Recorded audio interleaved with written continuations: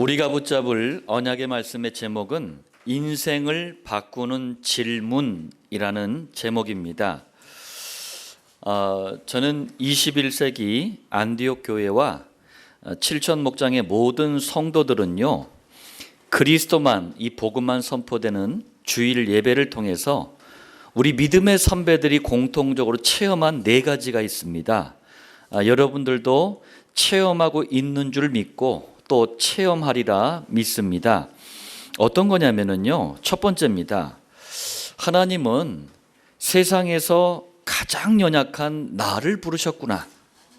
그래서 그리스도의 강함을 알게 하시는구나. 또 두 번째로, 하나님은 세상에서 가장 무능한 나를 부르셨구나. 그래서 그리스도의 능력을 알게 하시는구나. 저도 늘 체험하고 고백하는 내용입니다. 세 번째로, 하나님은 세상에서 가장 죄가 많은 나를 부르셨구나. 그래서 그리스도 안에서 주시는 용서와 평안을 알게 하시는구나. 네 번째로요, 하나님은 세상에서 가장 한계가 많은 나를 부르셨구나. 그래서 모든 것을 초월하는 그리스도의 전능하심. 여러분들, 전능하심이 뭔가요? 못하실 일이 없다는 거예요. 전능하심을 알게 하시는구나. 우리가 예배를 통해서 우리 자신을 자랑하고 높이는 시간이 아닙니다. 반드시 이 네 가지를 체험하는 매 주마다의 은혜가 있기를 예수님의 이름으로 축복합니다. 자, 서론입니다. 어떤 질문을 하느냐가 너무나 중요해요. 학교 공부, 이제 쉽게 얘기하자면 글 공부를 잘하는 아이들은 공통점이요, 질문을 잘해요. 이 아이들은 이제 바른 질문을 하니까 바른 해답을 얻습니다. 그런데요, 신앙생활을 할 때 보면 질문을 잘하는 성도들이요, 응답도 잘 받더라고요. 인도도 잘 받아요. 제가 이제 목장 현장에 가면은 우리 성도님들도 저한테 질문을 참 많이 해요. 주로 어떤 질문이 있냐? 복음, 기도, 전도, 제자, 그루터기, 세계복음화, 전부 여기에 대한 질문들이에요. 우리가 종교 생활할 때는 이거 이 문제 이거 어떻게 합니까? 이거 합니까? 이랬는데 완전히 수준 높아진 거 있죠. 얼마나 감사한지 몰라요. 그러니까 질문이 바르니까 인도가 바른 거예요. 응답이 바른 거예요. 실제로 우리 주변에는 질문을 잘해가지고 많은 사람에게 유익을 주었, 도움을 준 사람들이 있습니다. 첫 번째로 이분이 이렇게 질문했어요. 아니, 수술을 우리가 왜 하는 거냐? 살려고 하는 거 아니냐? 그런데 정신이 멀쩡한 상태에서 막 수술을 해버리니까 살려고 수술하다가 오히려 죽어. 그냥 맨정신에 그냥 막 해버리니까 수술을. 그래서 고통을 느끼지 않고 수술할 방법은 없을까? 영국의 산부인과 의사였던 제임스 영 심프슨이라는 사람이 이 질문을 한 거예요.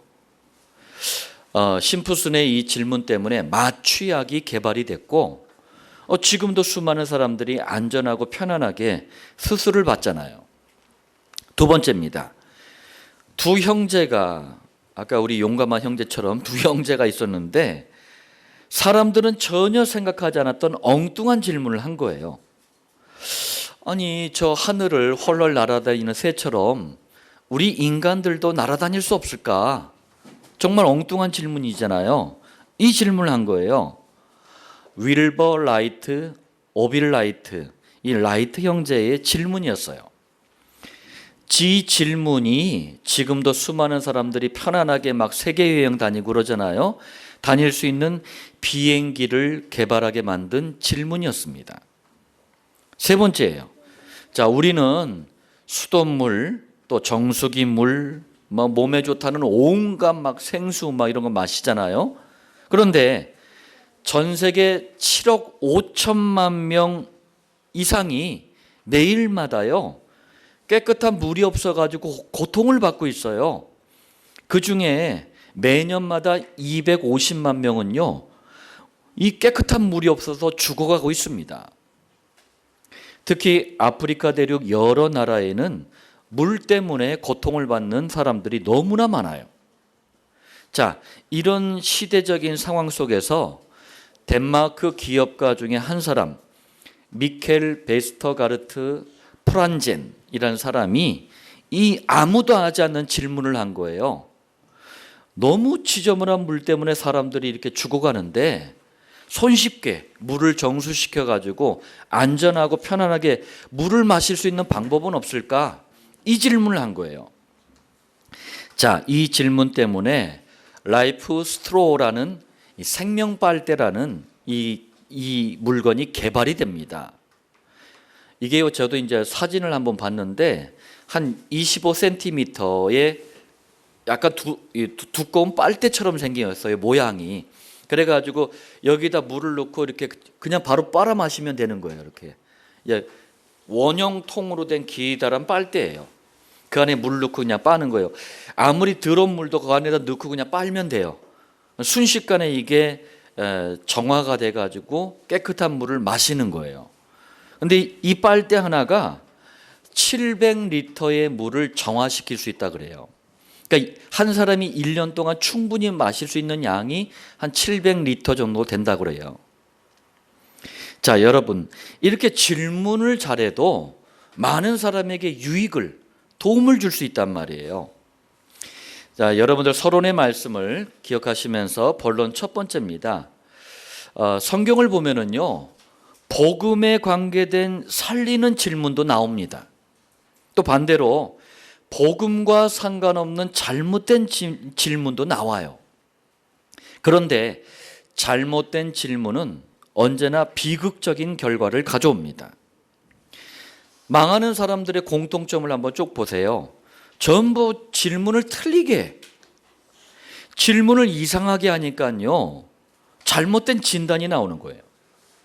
진단이 틀리니까 잘못된 선택이 나오는 거예요. 이 상태에서 아무리 머리 굴리고 방법을 세우고 인본주의를 동원해 보지만 야금야금 인생이 망해가는 거예요. 첫 번째입니다. 가인이요, 처음엔 안 그랬어요. 그런데 창세기 4장 3절에 세월이 지난 후에, 이게 중요해요. 시간이 흐르면서 어떤 질문을 했느냐? 아니 뭐 맨날 예배가 뭐 여자의 우선 자꾸 그리스도만 뭐 나오냐? 이런 질문한 거예요. 다양하고 신선하고 뭔가 좀 재밌고 뭐 예배가 좀 그래야지, 이러면서 가인이 화려한 곡식들을 쫙 깔아놓은 거예요. 지금도 교회들이 그러는 거예요. 뭐 맨날 우리가 다 아는 그놈의 예수 얘기만 하냐, 이러면서 막 가수도 부르고 연예인도 부르고 막 쇼쇼쇼도 하고 막 그래야지, 재밌게 해야지. 사람들 입맛에 맞추는 예배로 변질이 돼 버렸어요. 이거는요, 가인처럼 그리스도가 빠진 곡식을 깔아놓는 것과 똑같은 예배인 거예요. 질문을 잘못한 겁니다. 차라리 아니 왜 희생제물을 드려야 하죠? 도대체 그 의미가 뭡니까? 이렇게 질문했다면 시대적인 답을 얻었을 것입니다. 잘못된 질문은 가인의 후손들까지 완전히 망하게 만들었어요. 두 번째입니다. 높은 산에, 아라랏산이라는 높은 산에 노아 할아버지가 방주를 만들고 있네, 배를 만들고 있네. 이러니까 당시 사람들이 말도 안 되는 질문과 비난을 막 퍼붓은 거예요. 날씨가 이렇게 화창한데 저 드디어 노아 할아버지가 노망이 들었구나. 이렇게 좋은 날 물난리라도 날 것 같냐? 그리고 배는 바다에 만들어야지. 완전히 미쳤구나. 당시 상황을 사도 베드로가 이렇게 기록을 했어요. 베드로전서 3장 20절에 그들은 전에 노아의 날 방주를 준비할 동안 하나님이 오래 참고 기다리실 때에 복종하지 아니하던 자들이라. 자, 그때 당시에 누구라도 아니 도대체 산에 방주를 만드는 이유가 뭡니까? 방주는 도대체 어떤 의미가 있는 겁니까? 이렇게 질문했다면 홍수 재앙에서도 살아남는 유일한 답을 얻었을 거예요. 그러나 잘못된 질문은요, 노아와 노아 가족 외에 당시 살고 있던 모든 사람들을 싹 다 홍수에 수장을 시켜버렸어요.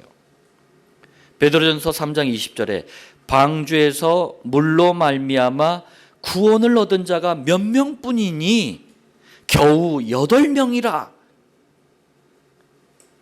세 번째입니다. 에서가 화가 나가지고 막 질문을 하는 거예요. 아니 이쁘고 예쁘고 아름답고 뭐 그러면 되지, 왜 꼭 할아버지 아브라함의 가문, 아브라함의 혈통 여자만 결혼의 대상입니까? 그러면서 이제 막 홧김에 눈에 보기 좋고 마음에 들면 막 결혼을 하는 거야. 창세기 26장 34절에서 35절에 부모인 이삭과 리브가에게 근심이 될 정도로 첫째 부인, 둘째 부인, 막 셋째 부인 막 만들어내. 질문을 잘못한 거예요. 차라리 할아버지 아브라함의 가문, 혈통, 이게 도대체 어떤 의미가 있는 겁니까? 왜 자꾸 거기 출신 여성과 결혼하라고 하는 겁니까? 할아버지 아브라함에게 주신 언약이 도대체 뭐길래? 이렇게 질문했다면 영원한 해답을 얻었을 것입니다. 잘못된 질문은 에서의 후손까지 저주의 대명사로 만들어 버렸어요. 자, 여러분들 자꾸 복음과 상관없는 질문을 던지면 망하는 일이 벌어지는 거예요. 자꾸 복음에 대한 질문을 던지면 살리는 일이 벌어지는 거예요. 자, 본론 두 번째입니다. 모든 사람의 인생을 바꿀 수 있는 질문이 있어요. 그런데 이 가장 중요한 이 질문에 틀린 답을 찾은 사람들도 있어요. 참 이건 비극적인 겁니다. 자, 무슨 얘기인지 첫 번째입니다. 모든 사람의 인생을 바꿀 수 있는 가장 중요한 질문을 예수님께서 2000년 전에 그 시대를 향해 던지셨어요. 지금도 예수님은 이 질문을 우리를 향해서 던지고 계시는 거예요. 자, 그럼 모든 사람의 인생을 바꿀 수 있는 가장 중요한 질문 뭐지요? 마태복음 16장 13절에 사람들이 인자를 누구라 하느냐? 인자는 사람의 아들 이런 뜻이거든요. 예수님이 사람의 아들로 오셨잖아요. 또 15절에 너희는 나를 누구라 하느냐? 다시 말하자면 이 질문이 뭡니까? 예수님은 과연 누구십니까? 예수님은 도대체 어떤 분이십니까? 이 질문이에요. 여러분들 이 질문이 왜 중요한지 아십니까? 이 질문은 교회에 나와서 제일 먼저 해야 될 질문이에요. 우리 과거에 종교생활 하셨던 분들 계시잖아요. 이 질문 한 적 없잖아요. 아니 이 질문을 꿈도 못 꿨어. 그럼 누가 말해줘야 돼요? 목사들이 말해줘야 되는 거예요. 이 질문은 신앙생활을 입문하는, 들어가는 질문이에요. 이 질문은 동시에 신앙생활의 결론이에요. 신앙생활의 모든 것이에요. 그게 이 질문이에요.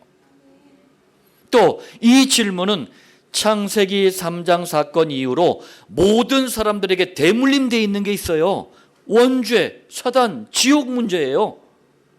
이 문제에서 빠져나와서 구원받는 길로 안내하는 질문이에요. 여러분들 들으시니까 어때요? 너무 중요한 질문이잖아요. 또 이 질문은 영원한 속죄의 길을 찾을 수 있는 질문이에요. 사단을 꺾는 비밀에 대한 질문이에요. 천국의 길로 안내하는 질문이에요. 그리고 이 질문은 구원받은 성도가 받아야 될 참된 응답, 참된 축복, 참된 능력, 참된 인도를 누리게 하는 질문입니다. 너무나 중요한 질문이잖아요. 두 번째입니다. 그런데 이 질문 앞에 예수님은 과연 누구신가? 이 질문에 대해서 틀린 답, 엉뚱한 답을 찾는 교회 교인들이 너무나 많다는 현실입니다. 아니, 불신자는 이 질문을 할 수가 없잖아요.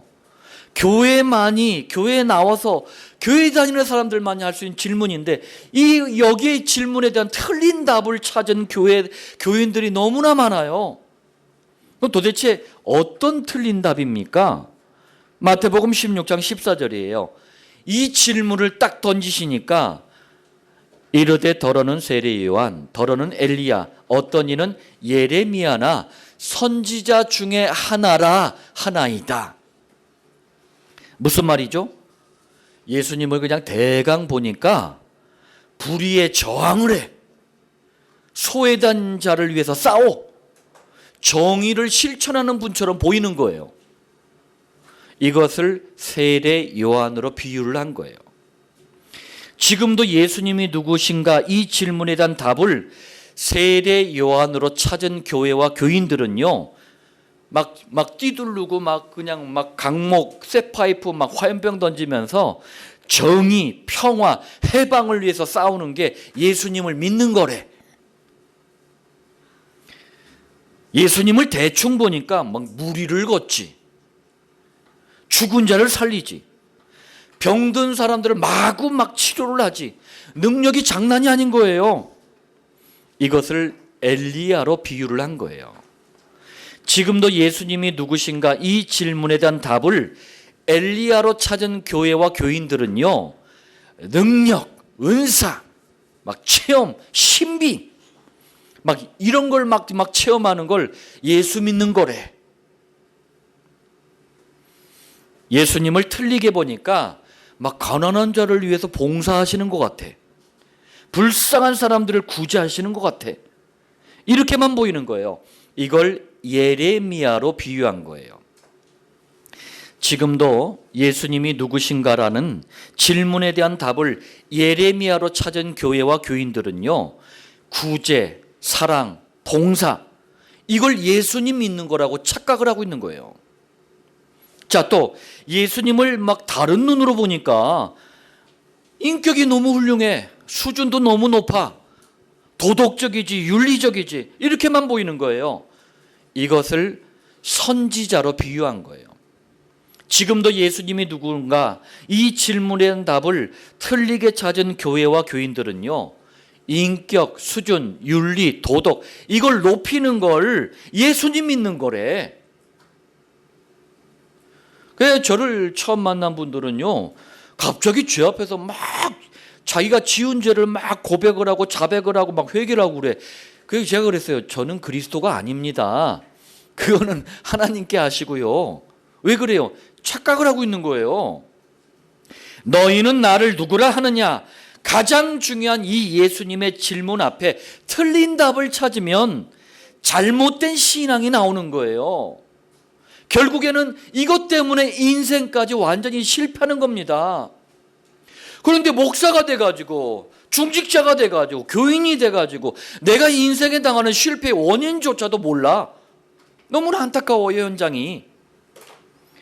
자, 본론 세 번째입니다.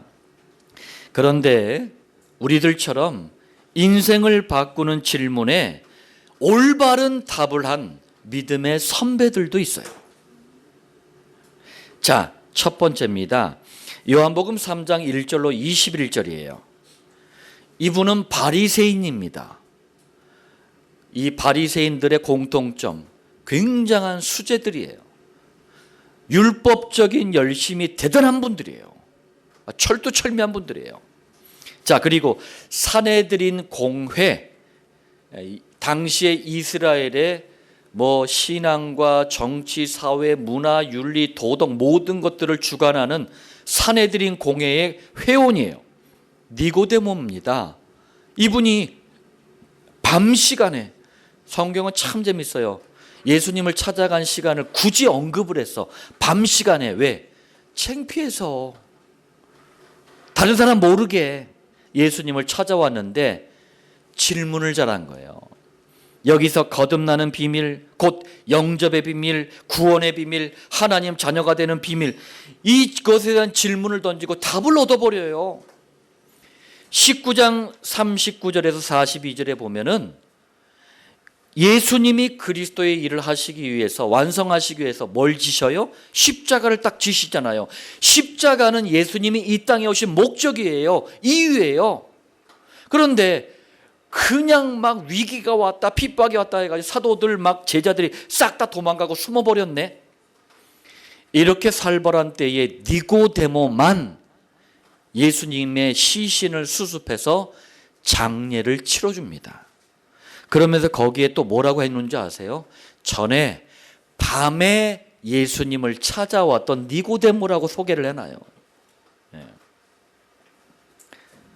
두 번째입니다. 사도행전 9장 1절로 22절이에요. 그리스도를 알기 전, 그리스도를 모를 때였어요.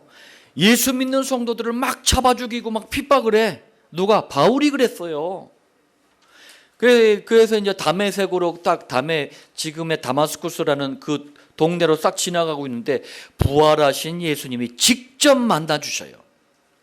이때 바울이 9장 5절에 질문합니다. 주여 누구시니까? 예수님은 9장 10절에 다메섹의 아나니아라는 제자를 통해서 예수님이 바로 그리스도이심을 설명해 주셔요. 9장 22절에 보니까 예수가 그리스도구나. 이 충격적인 복음을 들은 바울은요, 이후로 수많은 지교회와 목장을 세우고 제자를 찾고 파송하고 신약 성경 14권을 기록합니다. 세 번째예요. 이분은요, 물고기만 평생 잡았던 어부예요. 그리고 갈릴리 촌놈이었어요. 난 놓고 기억자도 몰라. 얼마나 성질이 더러운지 막 화가 나면은 아무도 못 말려. 이분이 베드로입니다. 예수님이 가장 중요한 십자가를 지셔야 할 시간표 앞에서 3년 이상을 동고동락했던 제자들을 향해 마태복음 16장 15절에 질문하십니다. 너희는 나를 누구라 하느냐? 저는요, 예수님 믿는 여러분들이 늘 받아야 될 질문이 이 질문이에요. 가장 중요한 이 질문을 던졌을 때 베드로가 이렇게 답변합니다. 마태복음 16장 16절, 주는 그리스도시요 살아계신 하나님의 아들이시니이다. 무슨 고백이죠? 예수님은 구약시대 내내 원죄 사단 지옥을 해결하는 여자의 우선, 방주, 가나안 땅, 이삭 대신 죽은 숫양, 베델에서 야곱의 꿈에 나타난 사다리 등등등등 계속해서 그리스도의 비밀을 설명하셨던 여호와십니다. 이것이 바로 주라는 고백이에요. 또 창세기 3장 사건 이후로 모든 사람은 출생할 때부터, 태어날 때부터 절대 인간 스스로 바꿀 수 없는 지옥이라는 운명을 가지고 태어나요. 이 운명을 천국으로 바꾸는 선지자, 원죄와 모든 죄를 용서하는 제사장, 사단을 박살내는 왕, 이 세 직분을 합한 단어가 그리스도이신데 예수님을 그리스도라고 고백한 거예요. 또 누가 여호와, 누가 주이십니까? 누가 그리스도의 일을 하실 수 있습니까? 오직 살아계신 하나님이 사람의 아들로 오신 예수님만이 가능해요. 그 고백이 바로 살아계신 하나님의 아들이시니이다 라는 고백입니다. 자, 결론 말씀드리겠습니다. 21세기 안디옥 교회와 7천 목장에 모인 모든 성도들은요, 우리 인생을 향한 질문을 받았어요. 마태복음 16장 15절에 너희는 나를 누구로 아느냐? 예수님의 질문을 저를 통해서, 전도자들을 통해서 받은 거예요. 자, 우리는 인생을 바꾸는 질문 앞에 뭐라고 답했습니까? 마태복음 16장 16절, 주는 그리스도시요 살아계신 하나님의 아들이시니다. 이렇게 우리는 고백을 했어요. 얼마나 감사한 일입니까? 그런데 인생을 바꾸는 질문에 성공한 성도가 자연스럽게 누리게 될 응답이 있대요. 저는요, 예수가 주이시오 그리스도이시오 살아계신 하나님의 아들이십니다라는 고백 자체를 했다는 자체가 저는 늘 기적과 같아요. 그런데 또 누리게 될 응답이 있대네. 첫 번째입니다. 마태복음 16장 17절이에요. 네가 복이 있도다. 하여튼 복 되게 좋아해요. 동양 사람들. 특히 우리 최명 집사님 중국 가보시면 복이라면 껌뻑 죽어. 대한민국도 그래요. 그런데 서양 사람들은 안 그러느냐? 하나님 떠난 서양 사람들도 복을 되게 좋아해요. 그걸 갖다 이제 럭키라고 표현하는 것 뿐이에요. 행운, 뭐 운이 좋네, 막 이런 거. 그게 복이라는 거예요. 동양으로 얘기하자면 뭔가 좀 막 자꾸 바라는 거야. 그런데 성경에서 말씀하시는 복은 그게 아니에요. 인생의 모든 문제를 해결하는 그리스도, 이 그리스도를 깨닫고 믿고 누리고 전하는 이 자체가 복 중에 복입니다. 그 다음 뭐라고 하시죠? 이를 네게 알게 하니는 혈육이 아니요. 여러분들, 복음의 가장 중요한 핵심인 그리스도는 아무나 깨닫는 게 아니에요. 세상의 지식, 방법, 상식, 경험 이걸로 깨닫는 게 아닙니다. 그 말씀이 혈육이 아니요. 그럼 어떻게 해요? 하늘에 계신 내 아버지시니라. 하나님이 직접 선택하셔서 하나님이 직접 깨닫게 해주셔야 깨달을 수 있어요. 오늘날 이 축복된 그리스도를 21세기 안디옥교회 성도들은요, 교회, 강단에서, 목장에서 어디서든지 들을 수 있고 깨달을 수 있잖아요. 얼마나 감사한 일입니까? 정리하면 우리는 지금도 강단 말씀을 통해서 그리스도라는 복을, 응답을 매주마다 매일마다 누리고 있는 거예요. 두 번째입니다. 마태복음 16장 19절이에요. 내가 천국 열쇠를 네게 주리니. 모든 성도에겐 그리스도 자체가 기도응답의 열쇠, 기도응답의 키라는 사실을 믿으시길 바랍니다. 그래서 우리가 그리스도 예수 이름으로 기도하는 거예요. 기도응답의 열쇠인 그리스도를 시간을 정해 매일마다 사용하고 응답받는 시간이 정시기도예요. 세 번째입니다. 마태복음 16장 18절이에요. 내가 이 반석 위에, 반석이 뭐죠? 아주 넓고 안전하고 튼튼한 돌을 반석이라 그래요.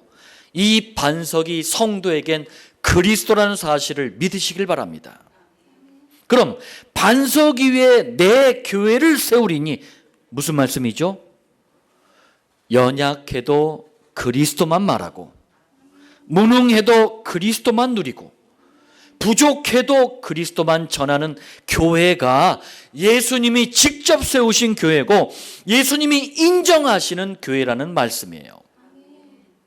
그렇다면 그리스도의 복음의 말씀을 받는 이곳 21세기 안디옥교회 예배당은 예수님이 인정하시고 축복하시는 참된 교회인 줄 믿습니다. 그 증거로 우리 인도받는 거 보세요. 21세기 안디옥교회 예배당도 어떻게 하나님이 인도하시는 걸 한번 보세요. 참된 교회라는 증거를 우리 당대가 후대가 볼 수 있도록 하나님이 인도해 가시는 거예요.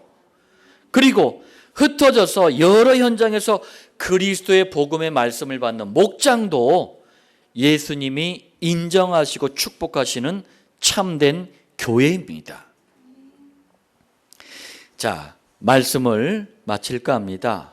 여러분들, 인생을 바꾸는 질문, 오늘 새롭게 한번 여러분들 마음에 던지시고 우리 시대를 향해, 현장을 향해 이 질문에 대한 정확한 해답을 말하는 증인들 되시길 살아계신 주 예수님의 이름으로 축복합니다.